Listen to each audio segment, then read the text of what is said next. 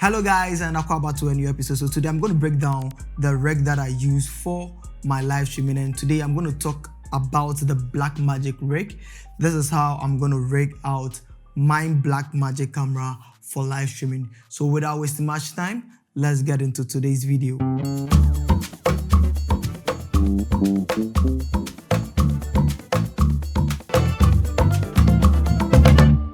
So guys, just as I said earlier on, when you look right in front of me, these are all the items that I use for rigging out my Blackmagic camera when I'm doing live streaming. Now, what's the purpose of all these?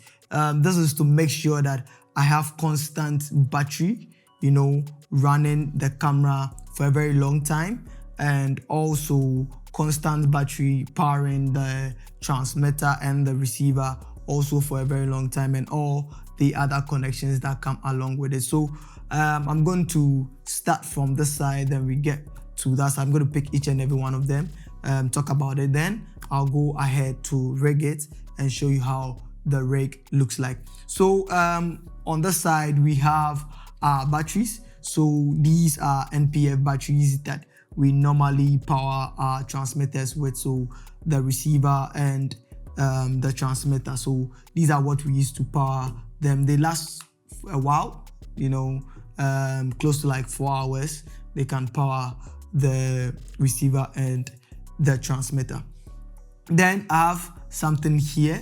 This is a 20% coin, and this is very, very essential when you don't have the right tools to be, rigging up or to be tightening things. This will come in handy. So you always have to have a coin around you, and 20 pesos, 50 pesos, they do the job. So this is also here. Then we have the main juice, the main powering juice. So this is a 181 watt V-mount battery. This is what we're going to power the camera with. This can last a long time. I love this V-mount battery, it lasts long. And here we have our camera, the Blackmagic. This is the 6K, not the Pro. This is the regular 6K, and we have an 18 to 35 mm Sigma lens on here. Now, I typically don't use this lens in particular. I don't think I've even used this lens for live streaming before. Yes, I don't think I've used this lens for live streaming before, but this is just here so that the camera is not being rigged empty, without any lens. So this is just here for educational purposes. And also we have this that we use to connect the camera to the transmitter that can transmit or move the files, like the video files or the video footage that the camera is pushing out straight into our mixing unit, and we can stream that particular angle. So this is where we are going to connect the camera to the transmitter, and it's going to give us video feed, HDMI, a short one. It helps. Don't get a long one, they normally cause problems, but a short one, a very good short one is good. I've been using this for like about 4 years now. I have a couple of them, so they are good. And we have this D-tap to this Blackmagic proprietary power connection. So this is what we are going to use to connect the camera to the V-mount battery to power the camera. So we have that here. We also have this. This is what we are going to mount on the camera so that we can have our transmitters up here connected directly on the camera, so we don't have two parts. Everything is like a uniform body. So there are two places I'm going to mount this, so you can choose whichever you want if you are using this rig. Then we have the V-mount battery plate. We have the V-mount battery plate, and this is where we kind of connect the V-mount battery. Then we connect that to the camera. So we have this plate, we connect the battery to it. That's very essential. Then we have this base plate. So this is the base plate we use. You are going to use to connect. You're going to connect the camera up here. then it allows us to put in these rods that we can actually have this connected. I'm going to show you as we are done introducing the items we have here. So this base plate for the camera and the V-mount battery, and on this side we have our transmitters and receiver. So this is what we are going to use to transmit the video, because the camera is not going to be close to where the mixer unit is going to be or the switcher board is going to be. So this is what we use so that this camera can either be far away and still have correct connection or correct feed coming into our mixing unit or our switcher board. So this is the device that we use in doing that. So the final thing we have here is the stop handle. It's last because sometimes I use this, sometimes I don't think I even use this often, because I'm not going to be holding the camera. Normally when I'm using Blackmagic, they are always on tripod stands. I don't do handheld with Blackmagic, but you can, if you have strength, enough strength or muscles, you can do that on an easy rig to help with the weight, because it's quite heavy, especially when you put the V-mount battery on there with the whole rig. So I don't normally use this, but I'm going to show you how it's been mounted there, then we see. So guys, now that we've gone through all the items, I think now is the best time to start rigging this camera up for the live stream setup. So without wasting much time, let's get into that. So first of all, as you can see, we already have the camera rigged up with its cage already. The cage has already been mounted.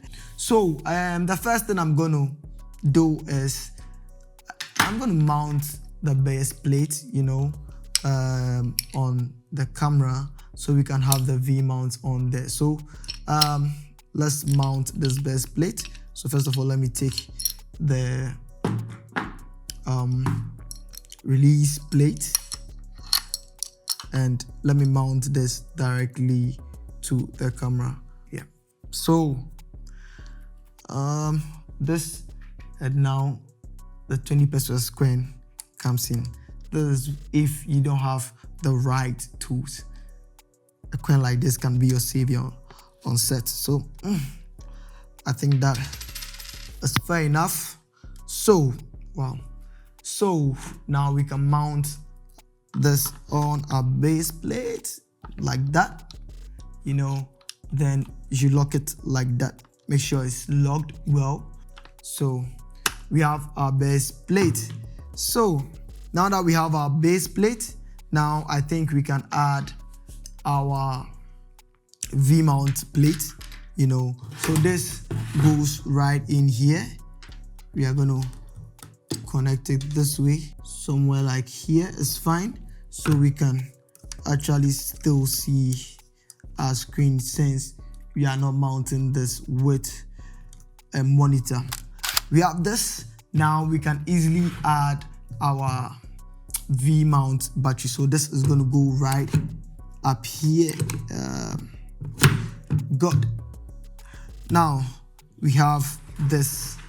So this is basically half of the job done. We have our camera, we have the base plate, we have a V-mount a little bit far away from the screen so that you can actually see what is on the screen. Sometimes I do mount it the other way around, with it facing the, but it's not advisable because this thing can easily come off. The way the V-mount is being mounted on this, it's mounted from this direction. So normally when it's like this, there's no way gravity is going to actually take it off. But when you mount it the other way around so that the V-mount comes at the bottom like this, you are going to, if you don't take time, it might fall off if the locks are not that good. But sometimes that's how I do it so that we can actually have access to the screen properly. So now that we are done with this, I think we are going to try and mount the transmitter. So first of all, I'm going to, put this here, so that I'm going to put this right under here. So we have our transmitter, and just as I was saying, there is this cold shoe spot here where I can easily put this. So if you don't want to use the handle, you can actually mount it here. That's what normally I do. I normally mount it here. But if you are going to use the handle, I'm going to show you how you're going to mount that as well. So let me bring the handle first. So the handle goes here, right? The handle goes here and it goes on like that. Then it also has some cool shoes, right here. So that is also going to go there. So normally what I do is that I always want the screen of the Holy Land to be facing the operator, so that if maybe the video feed shuts down or goes off while shooting, you could easily tell, so that you don't actually lose a lot, or if the battery is dying, you could actually tell. So I normally turn the screen towards the operator so that you could read whatever is showing on the screen. Normally when it's away from you, you can't really see. So if you're going to use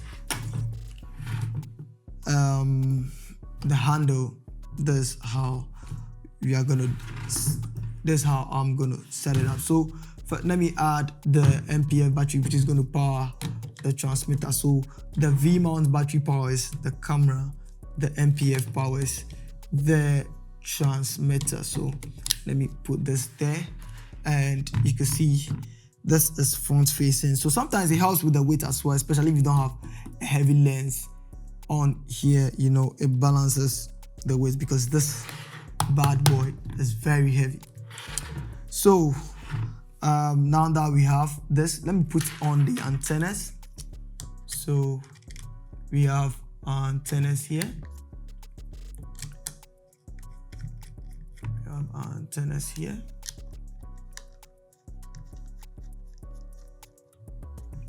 We have antennas here.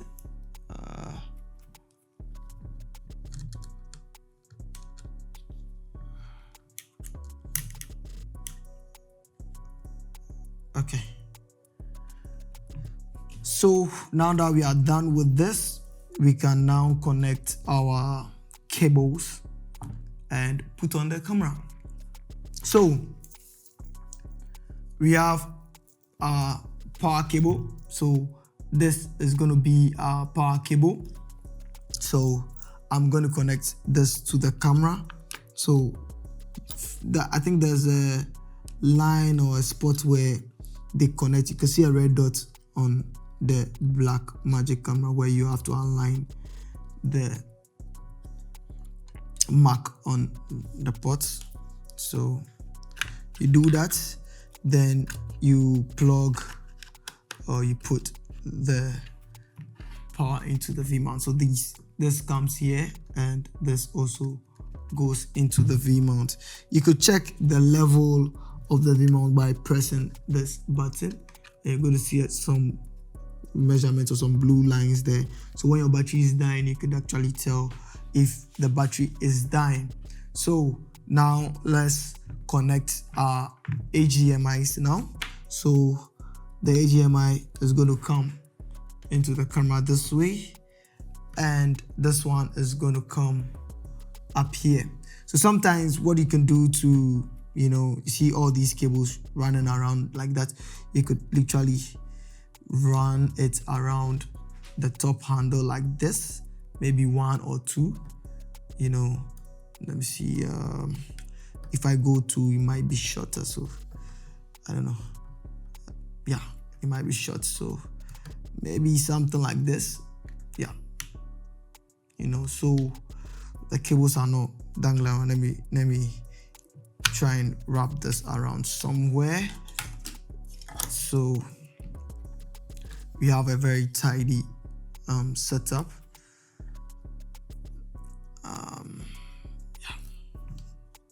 You could also use this Velcro to actually mount it to be dangling right here, but I think something like this is better, you know.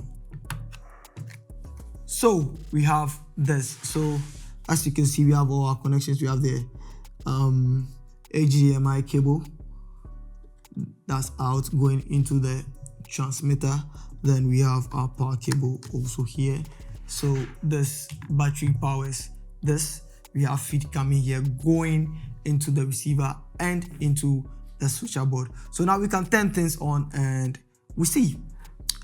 So yeah, as you can see, it's coming on. Beautiful. Then we could also turn the camera on. So the camera also is coming on. Let me take off the lens cap. Yeah. So the camera is also on, and